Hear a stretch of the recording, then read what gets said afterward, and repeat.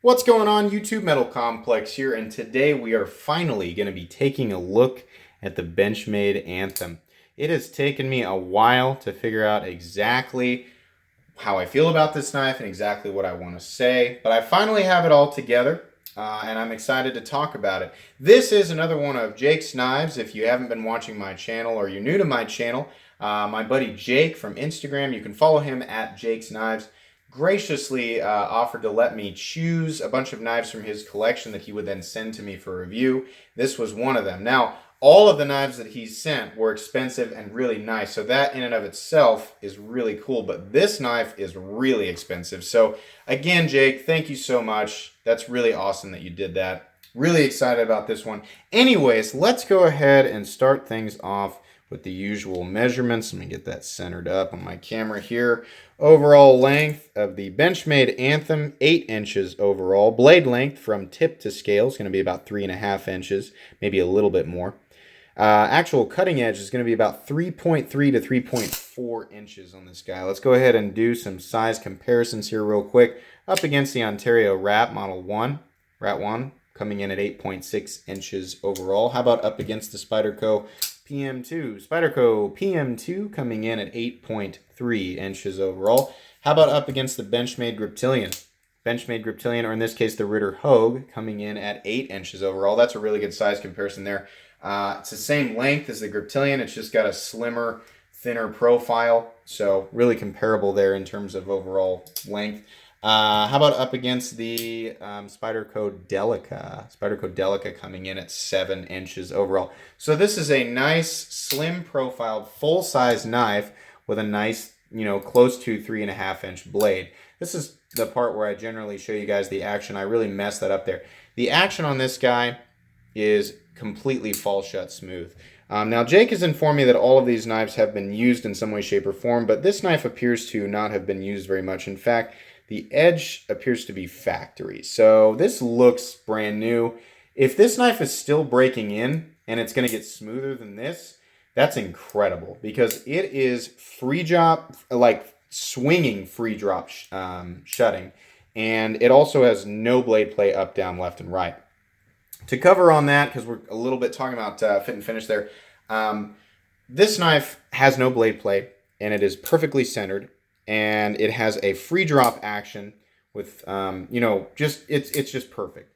A lot of people are saying things like, I paid so much money for this knife and the grinds are uneven, like the edge grinds. The grinds on this guy are perfect all the way through. It doesn't look like he's resharpened them or anything like that. This looks like a factory edge from Benchmade. So this one's perfect.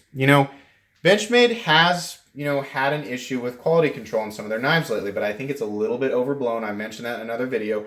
I think, you're much more likely to get a perfect Benchmade than you are one that is not perfect. As usual, if you have the opportunity to handle a Benchmade knife in a store before you buy it, then do that. Not all of us have that luxury.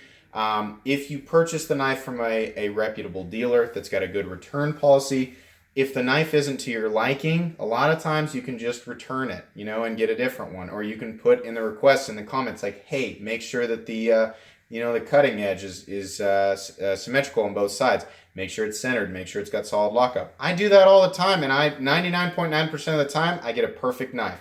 So that's something to do before you drop $430 on this knife, which is what this knife costs. A lot of people are going to be leaving immediately, but if you stick with me, I got a lot to say about this knife. I just wanted to cover that real quick because I know that that's going to come up. Easy way to avoid that. Anyways, let's go ahead and get the weight on this guy. 3.67 ounces. 3.67 ounces. So what we have here is a full unmilled titanium integral. 8 inches overall, coming in at under 4 ounces. That's impressive. That really is. In terms of the size and the profile of this knife and the weight, it's really, really impressive. I think Benchmade knocked it out of the park there. Let's go over the anatomy and the materials here. What you have on this blade is a lightly tumbled CPM 20 CV drop point. You can see there 20 CV. As usual with all Benchmade knives, they are made in the USA. You can see there also the model number, I think that says 781. Up close, you can actually see the grind lines a little bit, but it is tumbled enough that it's going to hide a lot of that. The tumbling is light and it's nice looking. It looks like a typical Benchmade tumbling, maybe just a little bit more premium. Really, nothing special. Slight reflectivity, not a whole lot. There is some crowning at the top of the blade, so it is nicely rounded. Nothing is sharp. It feels a lot better than a lot of Benchmade blades where it's just kind of like cut and they're like, whatever, it's a blade. Not that they do a bad job of that. This one has a little bit more attention to detail in the blade. The blade is a classic drop point blade that's just done perfectly. By the way, the blade stock looks to be about 125 thousandths up against the Ritter Hogue. Yeah, it looks to be about the same thickness, 125 thousandths or so. You've got a flat that carries out about 70% the length of the blade, so a lot of the strength is maintained more towards the tip. That's nice. I like that, especially on a thin blade. There's enough room for the blade to drop towards the cutting edge. It's not the thinnest thing behind the edge in the entire world, but it certainly slices well. There's no argument with that. It's going to perform great at everyday tasks, and honestly, probably some harder outdoor stuff, if you want to. This knife is running on bearings. I don't know if we're going to be able to see in there, so I brought my flashlight. So taking a look there, yeah, you can see the bearings right there. Very smooth. Really, really nice. You can feel them rolling just a little bit, but I imagine just with how new this knife is, it's probably them still wearing in their race, or however you say that. So it'll probably only get smoother over time. You do have a nice looking cog sort of shaped thumb stud there. Provides nice traction when you're firing the blade. It is nearly effortless to fire this blade, which is how I prefer it. It's very satisfying with a thumb stud deployer to just barely have to move your thumb at all. And then to have that action coupled with it so that you can fire it and simply swing it back into place. Oh, that's so nice. Taking a look at the axis lock here, it has the exact same look as the thumb stud. And that's nice. They matched it up. Looks a little bit different than other Benchmade knives. The different thing about this axis lock versus, in this case, we're going to use the Able lock from Hogue, which is the same thing, is that traditional axis lock knives use Omega springs, which are not notorious for, but they can, wear out and break, and then you're just left with like a free swinging axis bar. Well, in this knife, you actually have a spring that's more like the coil spring on the Man X2. That is a much more durable design. It feels a lot more solid. It's a lot more dependable. It's just there's way less that can go wrong with it. You can see the two screws back here in the spine that actually hold that into place. You can see there's a little plate that they screw into. I love that, but it's also frustrating. It's a double-edged sword because it just makes me think, why isn't that on all Benchmade knives? Probably because it's a more expensive component, and we would be adding, instead of Benchmade going, oh, okay, let's go ahead and put that on all the knives and we won't charge anything extra for it. Yeah, probably not. We probably would see a price increase on a lot of Benchmade knives, and nobody wants that because Benchmade already kind of has a problem with their pricing. That is way more the issue, by the way, than the quality control issues, in my opinion. It's their pricing. We're going to get to that, I promise. Going back to the handle scales here, we have chevron patterning all the way up the blade on both sides. It adds, when the knife is sitting there, obviously, this is a three-dimensional object. We live in the third dimension, but it gives a nice three-dimensional aesthetic to the knife, and it looks nice. It also creates traction on an otherwise very slippery surface, but not so much traction that it's hard to get the knife in or out of your pants. So I really, really appreciate that. It's nice, there's no sharp edges all the way around. Everything is nicely rounded off, and it just looks nice. It's also bronze, but it's very, very light bronze. I like bronze, but I find that every time I buy it, I'm like, I really like it, but now I kind of wish I'd have just gone with tumbled and kept the monochromatic look. A lot of you guys really like bronze, and you like a splash of color or contrast over, a monochromatic look, definitely, but this is kind of a nice in-between. It has a nice, really luxurious look. You've got a little bit of bronze, but it's close enough to, the finish on the blade and the finish on the hardware that people like me will still appreciate it. This knife and the colors look almost exactly the same, whether it's on camera or in person. It's one of the rare knives where there's not a difference, in my opinion, of how it looks through the camera. So this is how it looks. It almost doesn't look bronze, but it is. It's just a little bit of bronze, and I really like that. Moving down here, there's no handle hardware because this is an integral, meaning the handle is carved from one solid piece of titanium.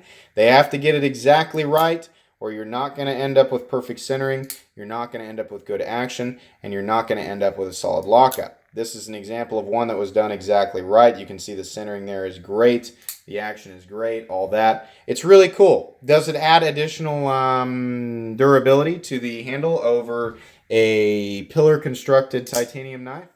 No, it doesn't. Possibly the handle, you could make an argument that there's less components to fail, so an impact to the frame, an integral frame, it would be less likely to fail.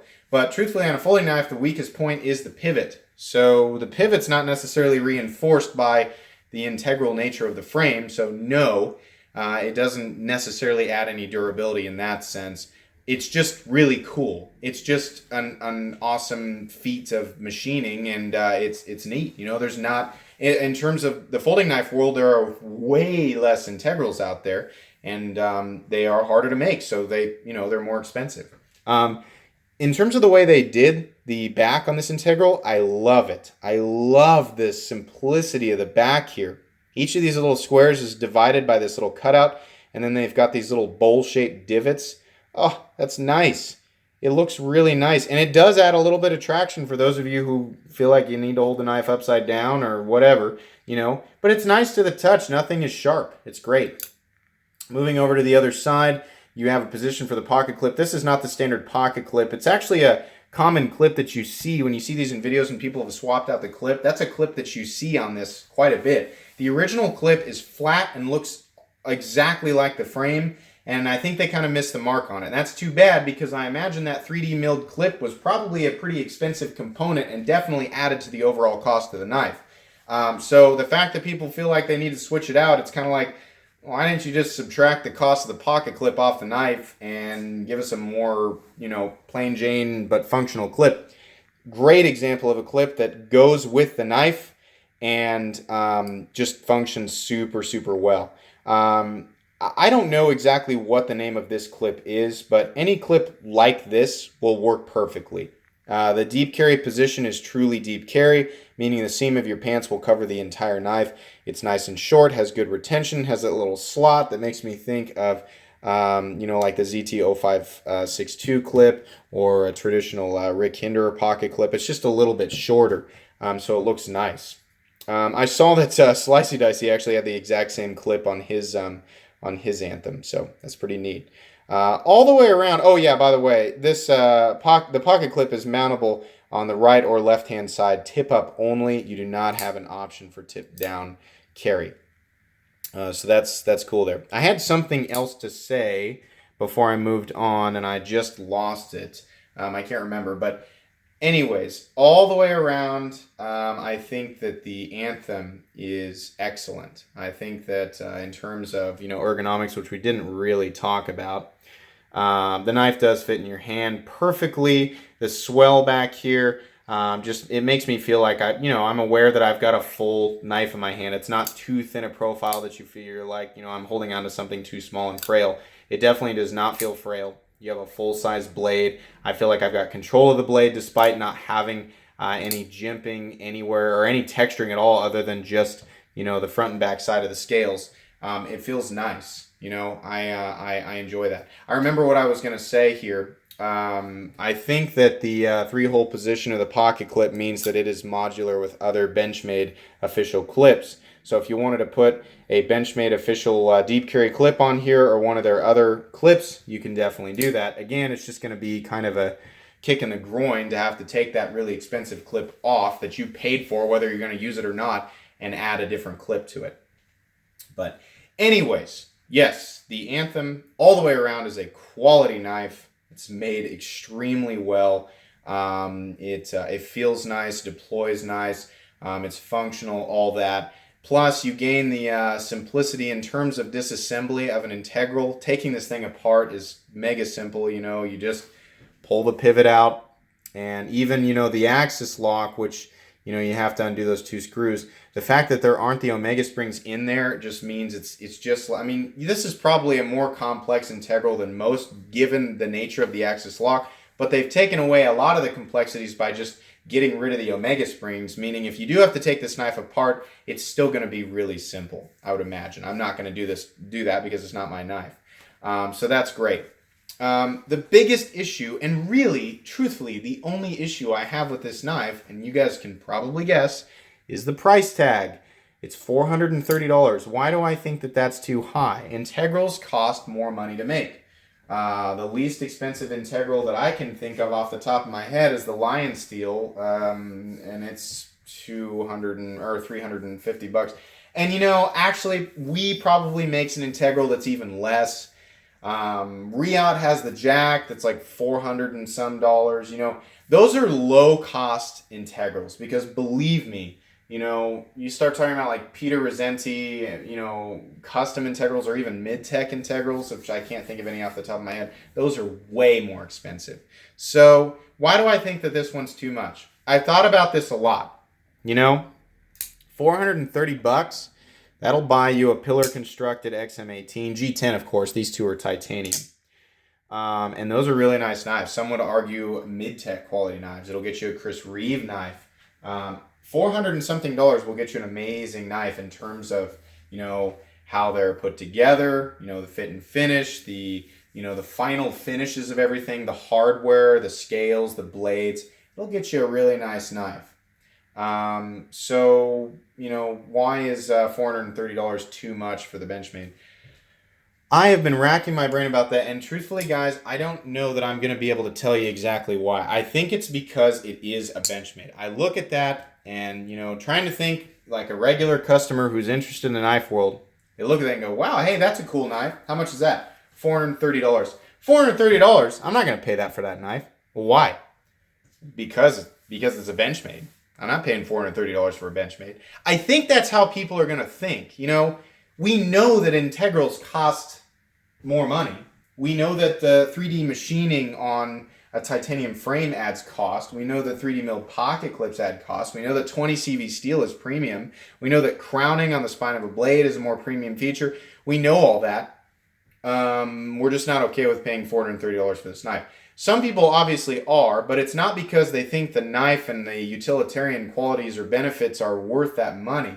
I think it's most people who are going to pull the trigger on this are going to go, I just really, really wanted it, and the knife spoke to me, and so I bought it. And truthfully, that's the same way I feel about these full titanium hinders. It's like I talked about in the diminishing returns video. Could I justify to somebody, like every dollar in the $625 it cost me to pay for each one of those? No, I bought them because I liked them, So that's the way that it is, honestly, with the Benchmade Anthem. Truthfully, I don't know what Benchmade's cost is on these things, and I don't know what kind of profit they're making on them. Maybe it's a lot more justified than I think. I don't know. All I know is that butterfly logo is what's causing most of us to roll our eyes at that price. But when it comes down to it, it's just really hard to explain why we don't want to pay that. To me, this is a $300 to $350 knife. Why? I don't know. It's just hard for me to contemplate spending $430 on it. And believe me, I have contemplated it. I have had this thing in a shopping cart multiple times thinking, man, people really like this thing, and it does really make sense as far as it would be an awesome EDC knife.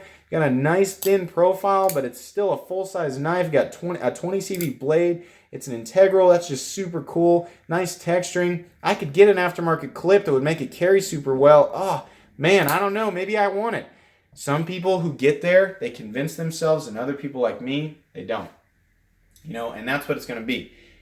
This knife is still going to be recommended by me. That price tag, I don't know. I can't get around it. I'm still going to recommend this knife because, hey, it's made super well. It's an integral. It's 20 CV. If you like how this knife looks and you've got the financial means to justify purchasing this knife, Yeah, I can tell you this knife is probably going to make you really happy. Just make sure, like I said, just make sure you leave the comment like, hey, check the centering, check the blade play, check all that. That way you don't have to worry about sending it back. For a lot of you, you know, I can recommend this knife all day and you're not going to buy it because of the price. And that's also fine. This is one of those knives where if you purchase it, it's going to be to scratch an itch. It's going to be to make yourself happy. And that's okay. Most of the knives that I purchase are to make me happy. That's why we're all here. That's why I'm doing this channel. That's why you got a lot of you. That's why you're watching it. You know, so that's okay.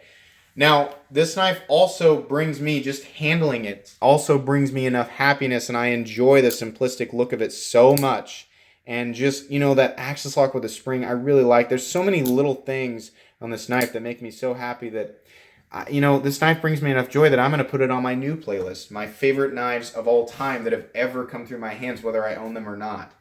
For those of you who don't know, I made that playlist just because there's a difference sometimes between knives that I recommend to people and knives that I just love no matter what. I don't care if they're utilitarian or if they just make me happy. I just love them. And this is one of those knives. I love this knife. It makes me happy. The price doesn't, but the knife does. You know, it's weird. It's a weird gray area, but that's truly how I feel about the Anthem. I think it's just such a beautiful, simple piece, you know? So yeah, you know, I feel like if you do decide to go ahead and drop the money on it, it's going to sting dropping the money, but you're going to be happy when the knife arrives. So anyways, guys, that's going to be pretty much it. I told myself I was going to not make this a super long video, but it ended up that way anyway. So sorry about that. But if you enjoyed this video, please leave a like. If you'd like to check out my other videos, I do, of course, have lots of stuff on knives that are either expensive or inexpensive that I do or don't like, so please check those out. And if you enjoy all my content, then please subscribe to my channel because there's definitely more coming. Thanks again for watching, everybody, and have a great day.